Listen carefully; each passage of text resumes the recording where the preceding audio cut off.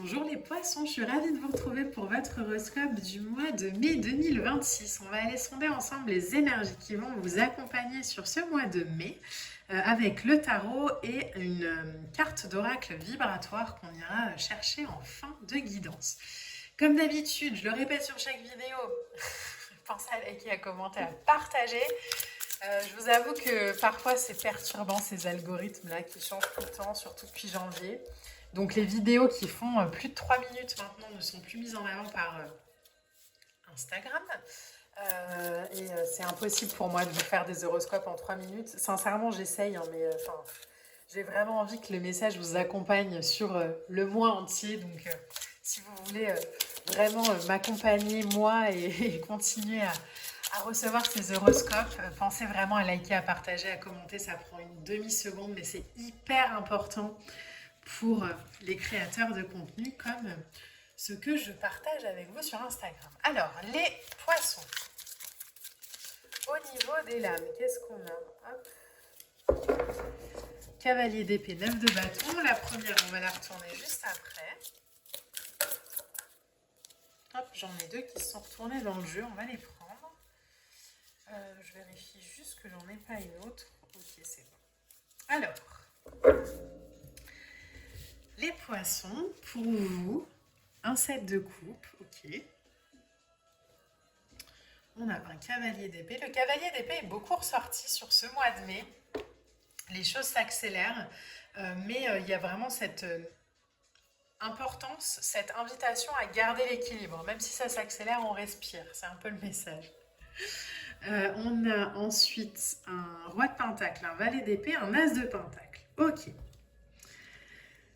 Alors, les poissons sur ce mois de mai, je ne sais pas pourquoi, il y a le mois de janvier qui va revenir, donc il y a peut-être eu quelque chose pour vous au mois de janvier qui a été important. Sur ce mois de mai, on commence le tirage avec un 7 de coupe. Alors, le 7 de coupe, c'est une lame qui nous parle parfois de dispersion un peu du mental.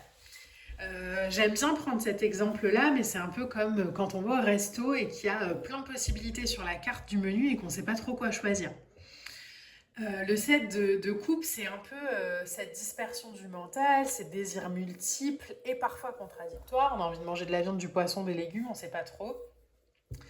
Et en même temps, ça symbolise vraiment ce moment où on est un peu, en tant qu'individu, confronté à ses désirs. À ses désirs dans le sens où, ok, est-ce que c'est vraiment réalisable ou est-ce que ça l'est pas? Ça pourrait être par exemple, alors je vous prends un exemple concret et très gros pour que ce soit compréhensible, mais j'ai jamais couru de ma vie et on me propose soit d'aller marcher 1 kilomètre, soit de faire un marathon. Bon, l'idée, c'est, même si le marathon se passe à l'autre bout du monde et que c'est dans un contexte paradisiaque, il faudra quand même que je cours les 42 kilomètres.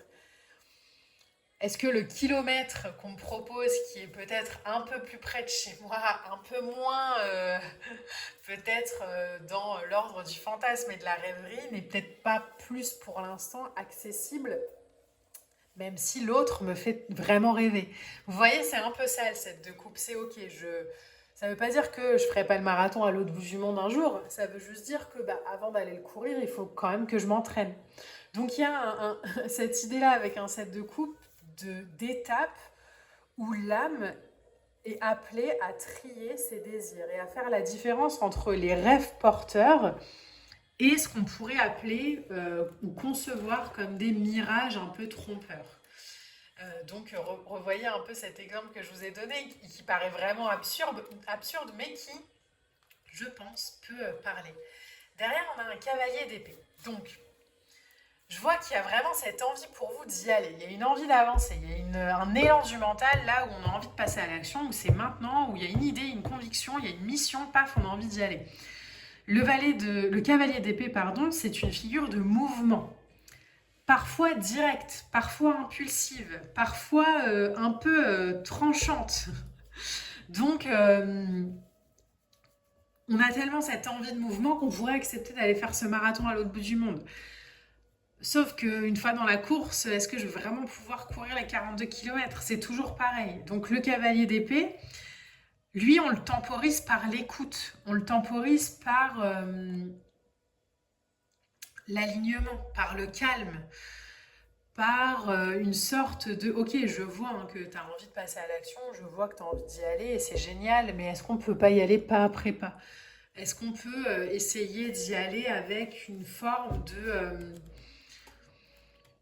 de douceur, de compréhension, de... Alors, le mot qui vient, c'est retrait, mais c'est un peu comme si on tirait sur des rênes. Donc, c'est pas le retrait de je me retire, c'est juste le ralentissement. Est-ce que je peux comprendre que le ralentissement, et j'ai fait un réel d'ailleurs à ce sujet-là, allez le voir hein, si vous ne l'avez pas vu, est-ce que je peux comprendre que le ralentissement, c'est juste la respiration? Mais en même temps, je vois que c'est compliqué pour vous, les poissons, parce qu'il y a un œuf de bâton. Et le œuf de bâton, il en a marre, quoi. Le œuf de bâton, lui, par moment, il en a ras-le-bol de ses efforts prolongés. Il a la sensation de ne pas voir le résultat arriver. Donc, bon, quitte à avoir un résultat, il faut que je le voie, bah, je signe pour le marathon à 42 de 42 km à l'autre bout du monde, au moins ça me fera voyager. Oui, mais peut-être que sur ce kilomètre à côté de la maison, j'aurai des rencontres qui me permettront vraiment, sur le long terme, de davantage m'impliquer. Et en même temps, on voit avec un œuf de bâton la fatigue, on voit les doutes, on voit une posture un peu de c'est bon, j'en ai marre, quoi. Et en même temps, l'œuf de bâton, c'est de l'endurance, c'est de la conscience, c'est je reste debout et je suis prêt à faire face et j'avance et je sais ce qui me motive et en fait, à ce kilomètre à côté de la maison, je vais peut-être rencontrer quelqu'un qui va me proposer de voyager à l'autre bout du monde sans courir les 42 kilomètres. Ce qui est encore mieux d'ailleurs. Mais vous voyez, vraiment, c'est OK. Je vois les différentes opportunités de la vie et j'ai suffisamment confiance en la vie, en la temporalité de la vie, pour me dire qu'elle est capable de me proposer à côté de la maison, dans quelque chose qui pourrait me faire moins rêver, mais elle va me proposer une expérience qu'on m'aurait jamais proposée à l'autre bout du monde en courant ces 42 kilomètres. Donc là, les poissons, il y a vraiment une... J'ai la sensation qu'on vous demande de faire appel à votre solidité, mais pas à votre dureté, à votre solidité, à votre ancrage. Ok, je vois que ça avance pas au rythme que j'ai envie. Je vois que c'est parfois que j'aimerais que ça aille beaucoup plus vite, mais j'ai confiance. Et il y a les choses qui vont se débloquer d'une manière assez rapide derrière. Un cavalier d'épée, c'est très rapide. Donc ayez vraiment confiance dans ce chemin-là qu'on vous propose, dans cette solidité qu'on vous apporte, j'ai envie de dire, sur un plateau même. Mais peut-être qu'on ne le voit pas encore. Le roi de Pentacle, c'est de l'accomplissement, c'est de la solidité, c'est euh, de l'action concrète.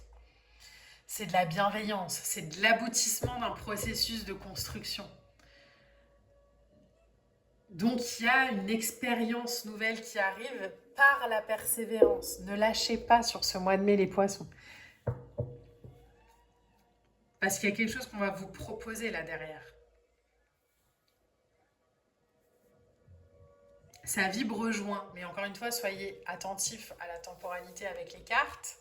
Le temps avec les cartes, hein, quand je vous dis juin, c'est pas forcément le 1er juin, ça peut être au 15 juin, mais ça peut aussi être au 15 mai. Hein. Bon, c'est de l'énergie, hein, gardez vraiment ça en mémoire. Derrière, vous avez un valet d'épée. Le valet d'épée sous le cavalier d'épée qui nous invite aussi à être en éveil,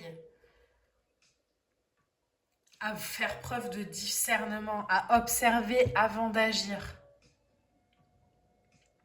Lui, il est conscient que parfois il est un peu dans le doute ou dans un brouillard mental. Donc, il fait un pas de côté de manière naturelle. Il se questionne, il teste, il se positionne avec justesse. Et c'est ce positionnement qui lui fait attraper l'as de Pentacle. Donc oui, on a envie que ça aille plus vite. Oui, on en a marre.